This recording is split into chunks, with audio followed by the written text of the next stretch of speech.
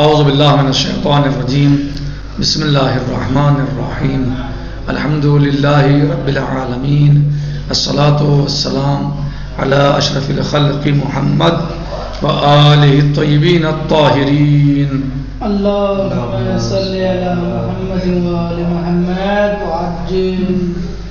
معجل فرجہم۔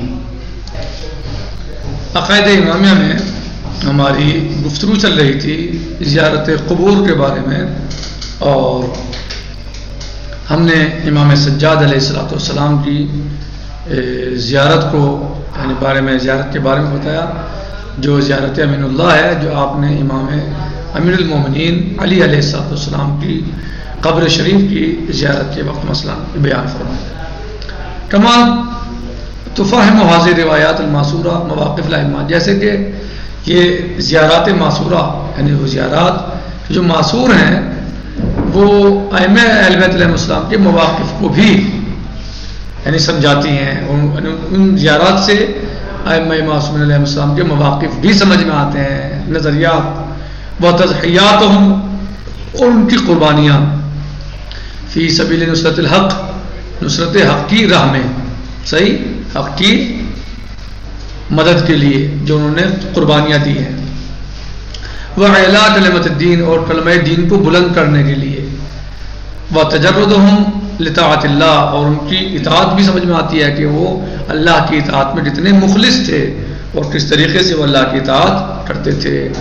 وَقَدْ وَرَدَتْ بِأُسْلُوبٍ عَرَبِيٍّ جَزَلٍ، اور یہ زیارات دعائیں جو اہل بیت علیہ السلام سے وارد ہوئی ہیں، ائمہ علیہ السلام سے وارد ہوئی ہیں، وہ بہترین عربی میں ہیں، اچھی دعائیں، ان کا اسلوب اچھا ہے، بہترین اسلوب ہے، انداز ہے ان کا۔ وفصاحت عالیہ، عربی جزل، اسلوب عربی جزل، وفصاحت عالیہ، اور اعلی ترین فصاحت ان میں پائی جاتی ہے، وعبارات سہلہ، اور عبارات میں ان کی بہت سخت نہیں ہیں بلکہ سہل عبارات ہیں۔ یفہمھا الخاصہ یفہمھا العام والخاصہ، ان کو عام اور خاص سب سمجھ سکتے ہیں، یعنی جو عبارات اہل بیت علیہ السلام نے استعمال فرمائی ہیں زیارات میں، دعاؤں میں، وہ عبارات بھی سہل ہیں، ان کو خاص و عام سب سمجھتے ہیں اور سمجھ سکتے ہیں، فصاحت اعلیٰ ترین ہے۔ وَهِيَ مُحْتَوِيَةٌ عَلَىٰ أَسْمَى مَعَانِي التَّوْحِيدِ وَدَقَائِقِهِ وَالدُّعَاءِ وَالِابْتِهَالِ إِلَيْهِ سُبْحَانَهُ وَتَعَالَىٰ، اور یہ بہترین معنی توحید انہوں نے پیش کیے ہیں، توحید کے معنی دعاؤں میں، زیارات میں بہترین معنی پیش کیے ہیں، اور دقائق ترین وَدَقَائِقِهِ، اور اس میں یعنی دقائق دقت کے ساتھ، وَالدُّعَاء، اور دعا، اور اللہ تعالیٰ کے لیے لگانا ہے، یعنی جو آپ زیارات پڑھیں یا دعائیں پڑھیں جو ائمہ علیہ السلام سے معصور ہیں، ان میں بہترین فصاحت ہے، بہترین بلاغت ہے، آسان عبارتیں ہیں، اور وہ اعلیٰ ترین توحید کے اوپر بیانات ہیں کہا جائے، صحیح ہے، اور دعا ہے وہ بہترین، اور اللہ سے لگانے کا بہترین ذریعہ اور راستہ ہے۔ فَيَا بِحَقِّ مَنْ رَقَّ الْأَدَبَ الدِّينِي بعض القرآن، بس یہ کہا جائے کہ یہ وہ دعائیں ہیں، یہ وہ کلمات ہیں کہ جو اعلیٰ ترین ادب رکھتی ہیں، ادب دینی رکھتی ہیں، کس کے بعد؟ قرآن کریم کے بعد، وہ نہج البلاغہ، اور نہج البلاغہ کے بعد یعنی قرآن کریم اللہ عز و جل کی کتاب ہے، اور نہج البلاغہ میں مولا متقیان علیہ السلام کے خطبات ہیں، اور دعائیں جو معصور ہیں ان سے، یعنی بہترین دعائیں ہیں، بہترین عربی ادب ہے ان کے اندر، بہترین ادب ہے دعاؤں کے اندر، یعنی قرآن کریم، نہج البلاغہ اور دعائیں عدیہ ائمہ علیہ السلام بہترین ادب ہے۔ سب سے بڑا ادب اور اعلیٰ کلام کس کا ہے؟ اللہ کا کلام ہے سب سے افضل اور اعلیٰ، اور پھر اہل بیت علیہ السلام کا کلام ہے، اور ان سب میں افضل و اعلیٰ یا ان سب سے بزرگ ترین شخصیت کون ہے؟ مولا متقیان علیہ السلام ہے، یعنی کائنات میں، دنیا کے اندر سب سے بڑی شخصیت اللہ عز و جل کے بعد نبی کریم صلی اللہ علیہ وسلم، ہمارے نبی حضرت محمد مصطفیٰ صلی اللہ علیہ وآلہ وسلم ہیں، اور آپ صلی اللہ علیہ وآلہ وسلم کے بعد آپ کے اہل بیت میں سب سے افضل ترین شخصیت یا بزرگ ترین شخصیت مولا متقیان علی علیہ السلام اور سیدہ فاطمہ سلام اللہ علیہ ہیں، کیونکہ وہ تمام ائمہ کی جو ائمہ ہیں ان سب کے والد اور والدہ ہیں۔ کون؟ مولا متقیان علی علیہ السلام تمام ائمہ کے والد ہیں، 11 اماموں کے، اور حضرت صدیقہ طاہرہ معصومہ گنین جناب فاطمہ سلام اللہ علیہا 11 اماموں کی والدہ ماجدہ ہیں، ماں ہیں. صحیح کہہ رہے ہیں کہ اذ اودعت فیہا خلاصۃ معارف الائمہ علیہ السلام، کہ ان میں بیان کیا گیا ہے، پیش کیا گیا ہے. اودعت یعنی پیش کیا گیا ہے، رکھا گیا ہے، فیہا دعاؤں میں، زیارات میں، کیا خلاصۃ معارف الائمہ علیہ السلام، ائمہ علیہ السلام کی معارف کا خلاصہ، فیما یتعلق بہذه الشؤون الدینیہ والتہذیبیہ، کہ جو متعلق ہے اس دین کے شؤون اور تہذیب کے. ثم ان فی آداب اداء زیارہ اذن من التعلیم والارشاد، پھر آداب اداء زیارت میں بھی تعلیم اور ارشاد، ما یؤکد، یعنی تعلیم دی ہے، ارشادات رہنمائی فرمائی ہے، ما یؤکد ما من تحقیق تلک المعانی الدینیہ السامیہ، کہ جو اس بات پر تاکید کرتے ہیں، اس بات پر من تحقیق تلک المعانی الدینیہ السامیہ، کہ جو یعنی بتاتے ہیں کہ دین سامیہ یعنی بلندی، جو دین بلند کے معنی اور مفاہیم کی تحقیق کرتے ہیں، یعنی اس کو بیان کرتے ہیں. سامیہ یعنی بلند، یعنی جو سے سمجھ میں آتا ہے دین کی عظمت، اہمیت اور دین کی بلندی کا ہونا، یہ سب جان سے سمجھ میں آتا ہے. من نحو رفع معنویت المسلم، مثلا مسلم کے معنویات کیا ہوتے ہیں، وتنمیت روح العطف الفقیر، اور مثلا جو ہے وہ روح عطف جو تنمیہ ہے، یعنی اس کا یعنی مسلم انسان کی معنویات کس قدر بلند ہیں، اور کسی فقیر اور کمزور پر لطف فرمانے میں، عطف جو ہے عطوفت کرنے میں، اس سے لگاؤ رکھنے میں کس قدر روحانیت پائی جاتی ہے. وحمل ولا حسن العشرہ والسلوک والتحبب الى مخالطت الناس، اور یہ حمل کیا جاتا ہے حسن معاشرہ کی طرف، یعنی اچھی زندگی گزارنا، یعنی ایک مسلمان انسان کیا کرتا ہے، اس کی معنویات بلند ہوتی ہیں، اور کمزور لوگوں سے کیا کرتا ہے، ان کے ساتھ محبت کرتا ہے، عطوفت کرتا ہے ان کے ساتھ جو ہے ان کے اوپر، اور یہ سب حمل ہوتی ہیں حسن العشرہ، یعنی معاشرے میں حسن معاشرہ کہا جائے، حسن معاشرہ پر یہ حمل ہوتا ہے، اور اچھائی، اچھا سلوک، محبت اور لوگوں میں مل جل کے رہنا، یہ سب شمار ہوتا ہے. یعنی یہ مسلمانوں کو، امت مسلمہ کو یہ سب چیزیں باقاعدہ بتائی اور سکھائی گئی ہیں، اور دعاؤں میں تذکرے آئے ہیں ائمہ علیہ السلام کی سیرت، یا مثلا زیارات میں سب باتیں بیان کی گئی ہیں کہ ائمہ علیہ السلام کیسے رہتے تھے مثلا لوگوں میں درمیان.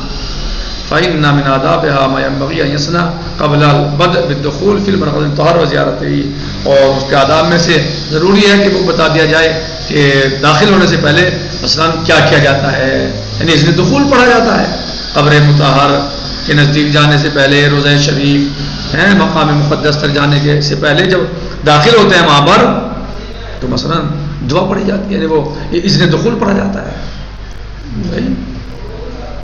وَمِنَّا مَا يَنبَغِي أَن يَصْنَعَ فِي أَثْنَاءِ الزِّيَارَةِ وَفِيمَا بَعْدَ الزِّيَارَةِ، اور جو ہم ضروری ہے کہ ہم سزاوار ہے أَن يَصْنَعَ فِي أَثْنَاءِ الزِّيَارَةِ، کہ جو ہم زیارت کے درمیان یا زیارت کے بعد جو چیزیں سامنے آتی ہیں، جو انجام دی جاتی ہیں. وَنَحْنُ هُنَا نَعْرِضُ بَعْضَ هَذِهِ الْآدَابِ لِلتَّنبِيهِ عَلَى مَقَاصِدِهَا الَّتِي قُلْنَاهَا، اور ہم یہاں پر بعض آداب کو بیان کرتے ہیں، نعرض پیش کرتے ہیں، نعرض پیش کرتے ہیں بعض حاصل آداب، ان بعض آداب کو جو زیارات کے وقت آداب انجام دیے جاتے ہیں، قبور کی زیارت کے وقت انجام دیے جاتے ہیں. للتنبیہ علی مقاصد التی قلناها، تنبیہ کرتے ہوئے مقاصد پر جن کو ہم نے بیان کیا ہے. مثلا آپ زیارت سے پہلے کیا کرنا چاہیے، کیا مستحب ہے، من آدابها، نمبر 1 من آدابها کیا ہے، کیا کرنا چاہیے، غسل. نمبر 1 من آداب یغتسل الزائر قبل الشروع بالزیارہ ویتطہر، یعنی آداب زیارت میں سے ایک یہ ہے، اگر آپ سے پوچھا جائے کہ آداب زیارت بیان کرو مثلا تو کیسے بتاؤ گے، کہ آداب زیارت میں سے ایک یہ ہے کہ غسل کیا ہے، زائر غسل کرے زیارت شروع کرنے سے پہلے، اور اپنے آپ کو یتطہر پاک کرے، یعنی پاکیزگی کی حالت میں زیارت کرے قبور ائمہ علیہ السلام کی. وفائدۃ ذالک فیما نفہمہ واضح، اور اس کا فائدہ جو ہم یعنی سمجھ رہے ہیں وہ واضح ہے. یعنی غسل کا کیا فائدہ ہے، پاکیزگی کا کیا فائدہ ہے، وہ واضح ہے، واضح ہے نا؟ ہاں پاکیزگی کا فائدہ واضح ہے. وَهِيَ يَنْزِفَ الْإِنسَانُ بَدَنَهُ، کیا ہے کہ انسان اپنے بدن کو صاف کرے من الاوساخ، گندگیوں سے، لِيَقِيَهُ مِنْ كَثِيرٍ مِنَ الْأَمْرَاضِ وَالْأَدْوَاءِ، کہ جو اس کو مثلا جو ہے گندگیوں سے پاک کرے تاکہ وہ بچ جائے بہت سارے مرضوں سے اور وباؤں سے. یعنی گندگی کو دور کرنے کا مطلب کیا ہوتا ہے، اس کا کیا فائدہ ہوتا ہے؟ وباؤں سے بچتا ہے، بیماریوں سے بچتا ہے انسان. اور گندگی کیا کرتی ہیں؟ بیماریاں لاتی ہیں، وبائیں لاتی ہیں. وَلِأَلَّا يَتَعَفَّفَ مِنْ رَوَائِعِ النَّاسِ، ممکن ہے اس سے جو ہے لوگ اس کی یعنی پرہیز کریں، یعنی بدبو سے. ایک انسان نہائے ہوئے کئی دن ہو جائیں تو بدبو نہیں آئے گی جسم سے، تو لوگ پرہیز کریں گے، اس سے بچیں گے لوگ اس سے. تو نہا دھو کے انسان اس جگہ پہ جائے گا کیونکہ وہاں لوگ ہوتے ہیں، انسان ہوتے ہیں، تاکہ اس سے نہ بچیں، نہ پرہیز کریں. وَأَنْ ہر نفس من الرذائل، اور اس کے علاوہ اپنے نفس کو رذائل سے پاک کرتا ہے. انسان جب غسل کرتا ہے تو جہاں جسم صاف ہوتا ہے وہاں رذائل سے پاک ہوتا ہے. اور جب انسان قبر شریف کی زیارت کے لیے جائے تو اپنے نفس کو رذائل سے پاک کر لے، گندگیوں سے، پلیدگیوں سے.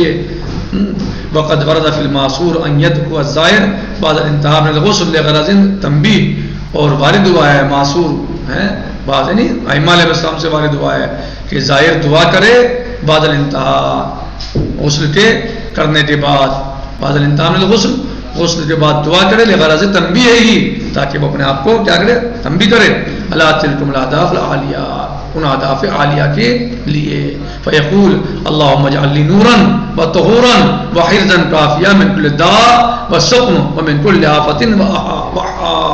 اے اللہ مجھے تو قرار دے، اے اللہ، اللہم اجعل لی، میرے لیے قرار دے، نور اور طہور اور حفاظت کافیہ ہیں ہر بیماری اور مشکل سے اور آفت سے، مجھے محفوظ فرما. میرے لیے نور قرار دے اور طہور قرار دے. کیا دعا کرے؟ اللہم اجعل لی نورا وطہورا، اے اللہ میرے لیے قرار دے نور و طہور اور حرز کافی، یعنی مجھے بچا سے جو کس چیز سے، ہر طرح کی بیماری، ہر طرح کی آفات، ہر طرح کی مشکل، ہر طرح کی وبا. وطہر بہ قلبی، اور اس سے پاک کر دے میرے دل کو. وجوارحی، اور میرے جواروں کو، واضح جوارے کو. وعظامی، میرے ہڈیوں کو. ولحمی، اور میرے گوشت کو. ودمی، اور میرے خون کو. وشعری، اور میرے بالوں کو. وبشری، وبشری، اور میرے کھال کو، میری کھال کو. مخی، اور میرے ذہن کو. وعظمی، میری ہڈی کو یا میرے ارادے کو. عظم ارادہ، میرے ہڈی، میرے ہڈی کو، ہڈیوں کو. عظامی ہڈیاں. وما اقلت الارض منی واجعل لی شاہدا یوم حاجتی وفقری وفاقتی، اور اس کو قرار دے میرے لیے گواہ ہیں یوم حاجتی، جس دن مجھے حاجت ہوگی. وفقری وفاقتی، جو فقر و فاقے کا دن ہوگا میرے، یعنی روز قیامت. والحمد للہ رب العالمین، والسلام علیکم ورحمۃ اللہ وبرکاتہ. عظم یعنی ہڈی، عظمی اور میری ہڈی. السلام علیکم ورحمۃ اللہ وبرکاتہ. والحمد للہ رب العالمین. فی امان اللہ. خدا حافظ.